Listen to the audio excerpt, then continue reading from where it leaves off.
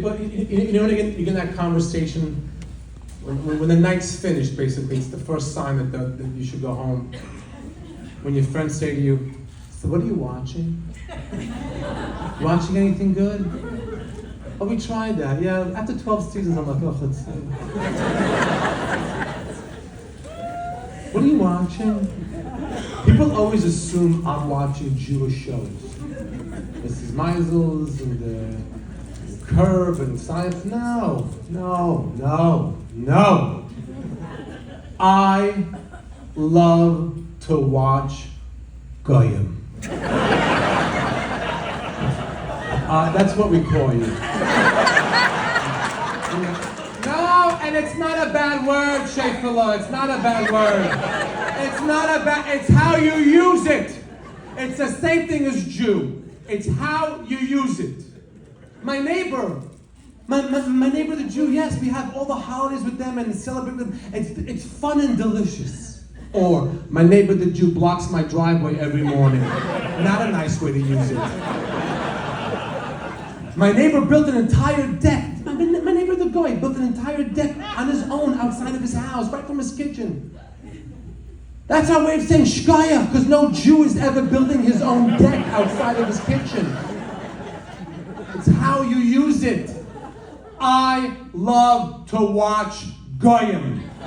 All shapes and sizes. One of my favorites, the royal family. The Crown. You watch this show? Oh, I can't get enough of this show. These are the royal Goyim. I watch this show, and I promise you, Jews watch it different. We see it with different eyes. Whenever they have that establishing shot of whatever castle or palace they're in, what's the first thought every Jew has? How can they heat that? It must be freezing in there. What would you like with your tea? A space heater. It must be, that's why they all live to 109. They're frozen in there. I watch this show, and I'm telling you right now, I figured something out by the 5th season. By the 5th season, something's missing in this family. These royal goyim, something's missing. I couldn't hop it until the 5th season. We watched the queen go from a daughter to a wife, to a mother, a grandmother, a great-grandmother, and something's missing. I couldn't put it together. Then it hit me. She never served soup. Could you imagine going to your mother's house and there's no soup? Have you ever, your grandmother's house is in a bowl of soup? That's why that family's so fucked up. She never had soup for them. If they would have come home from whatever ribbon cutting or naming of something and shit, here, have a good thing. Well done, but no one wants well done. You want a bowl of soup. When Diane and Charles came, look, we're gonna get divorced. She just, shh, sit down, have some soup, we'll figure it out. There was no soup. I love the royal family. Oh my God, when she passed away, the queen, the funeral on TV, I couldn't turn the TV off. I had to cancel shows. You got Joe. You gotta understand, when Jews die, when we die, we bury right away. When a Jew dies, you're in the ground within 24 hours, bam, in the ground. There's no messing around. And it's a good idea because it's not gonna get any better. In Florida, when the old Jews take a nap, they wake up, no! Put the shovel away, it's just a nap. We bury right away. They schlepped this queen around for 23 days. They schlepped her for 23 days. They threw her on top of a cart like they're gonna sell bagelach in the Lower East Side. A schmatta flag on top of her, and they schlepped her from every city to Windsor, to Buckingham, to Sussex and Essex and Delancey and Pittsburgh and New Jersey. It was like following an Amazon package.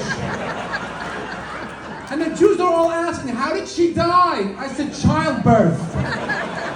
She wanted to have one more heir before she died.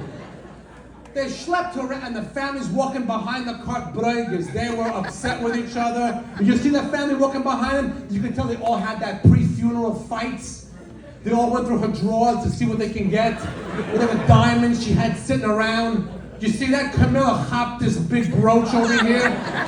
Camilla had a coffee table diamond on her neck. Right here. If the sun hit too hard, it could start a fire. And Kate had that chandelier of diamonds hanging off her neck. You catch that? Yeah. And Megan Nebuch, they found for her 2 pearl earrings from Zales.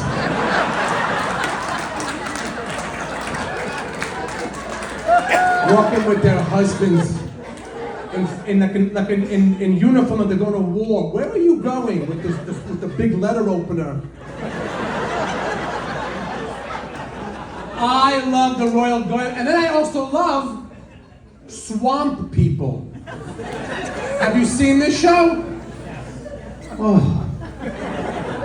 If ever a gift came from God. There's a show called Swamp People.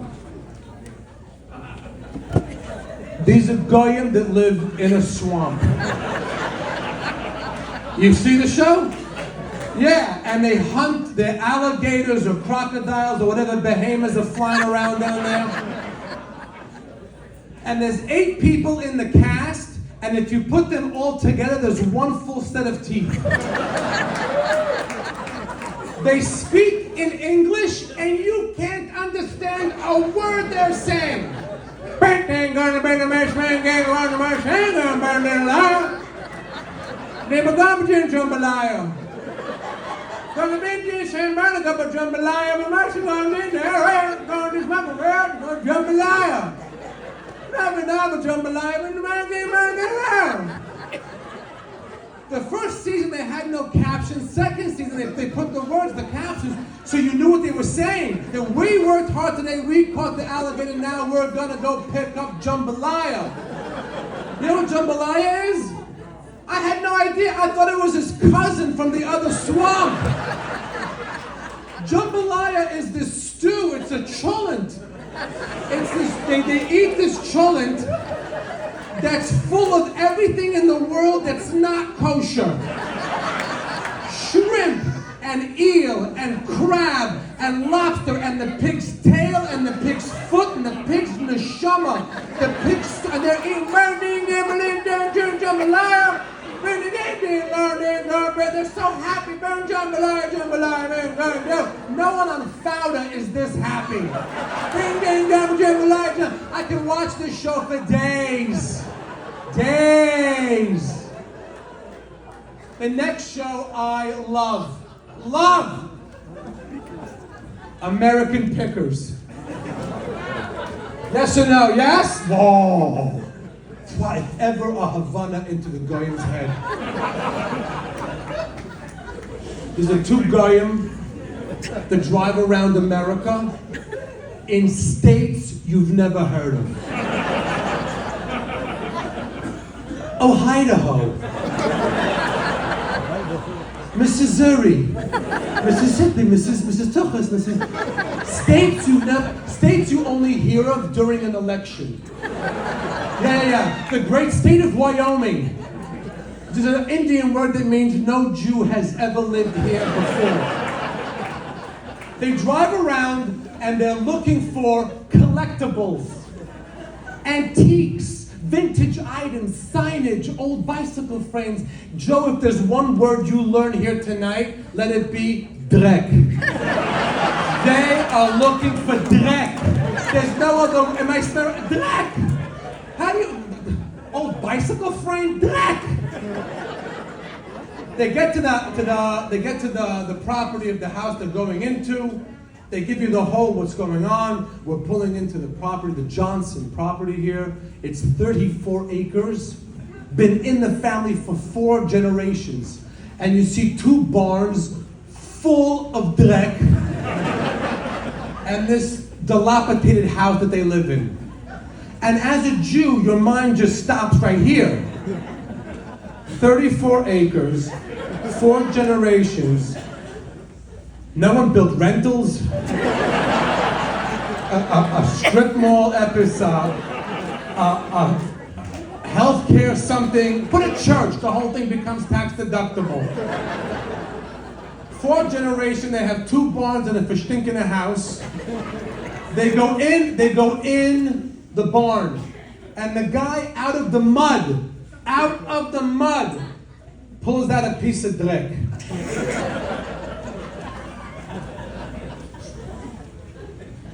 You know what this is? No idea. It's a chassis. That's a car frame. I had no idea either. That's what Goyim call car frames. It's a chassis from a 1978 Buick. It's broken. There was a piece like this over there, but now it's not there. And you're thinking, where can these 2 Goyim go from here? And he says to him, I'll give you $800 for this.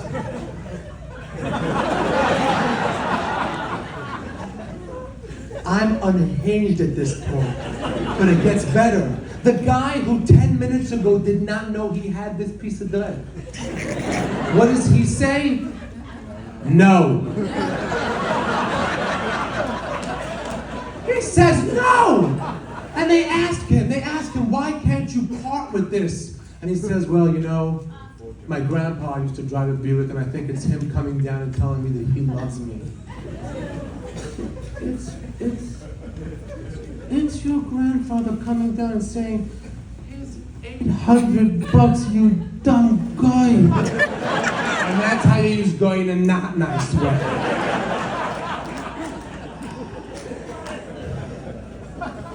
Which brings me to anti-Semitism. It's been going crazy. Hidden, not even regular anti-Semitism. You know, you see a guy with a yarmulke, you punch him. That's not original anymore, you know?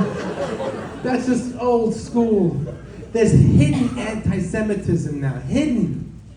When you do those COVID health questions on your phone, did you ever done that with the masks? Your phone says, you know what I'm talking about?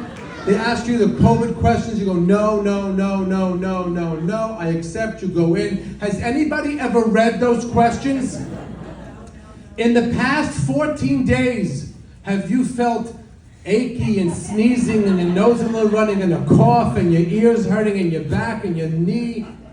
Every Jew wakes up every morning with at least 4 COVID symptoms every morning. Sheila, does this look good to you? Give a sniff. Hidden anti-Semitism, hidden. Now there's this thing called the Black Hebrew Israelites. Have you heard about this? Clap your hands.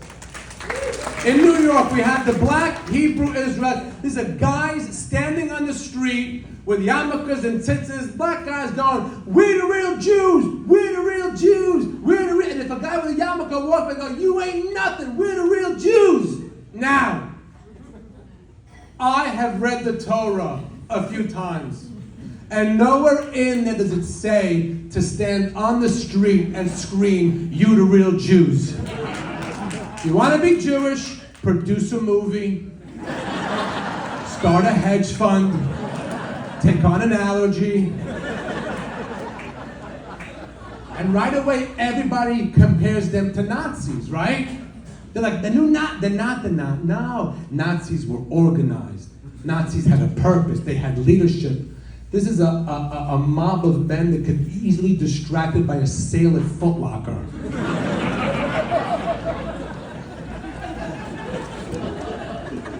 Yeah, that's the funniest joke of the night, by the way. But your asses are so tight. Cancel culture is anti-Semitic. Cancel culture is anti-Semitic. You say something bad against somebody who's Asian, who's Latino, black, gay, trans, you're finished. You're done. There's no second chance. You're finished. If someone says something bad against Jews, the worst that could happen is they make them visit a Holocaust museum. Which is the stupid idea in the world. You're taking someone who hates Jews into a Holocaust museum. They come out of there, wow! That was amazing! I want a t-shirt, a hat, something!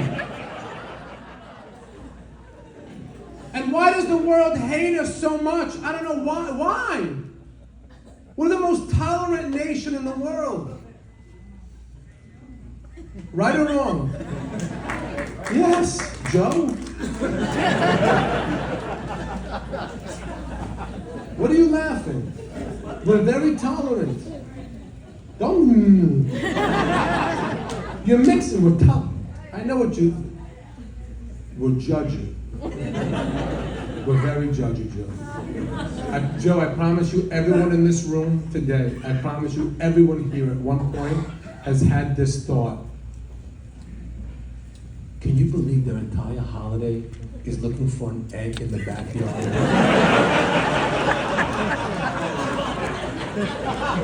That's how we view Easter, which begins at the same time as Passover. And how does Passover begin?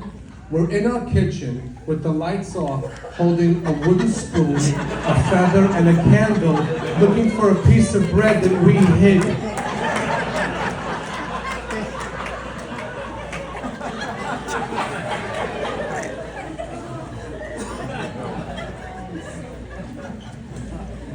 And whenever you tell crazy things we do to people who aren't Jewish, they're so accepting.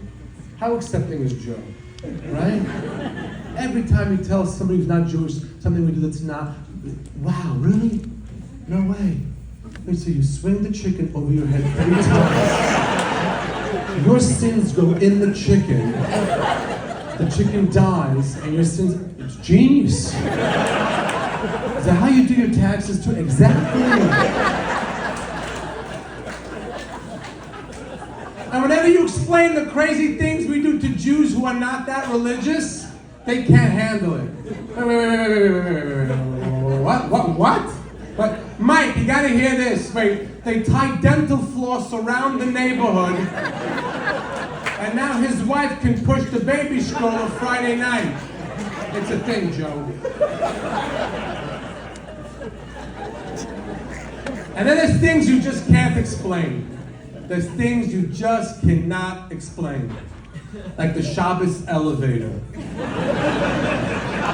I'm not gonna lose you, Joe or Samantha. I'm both of you.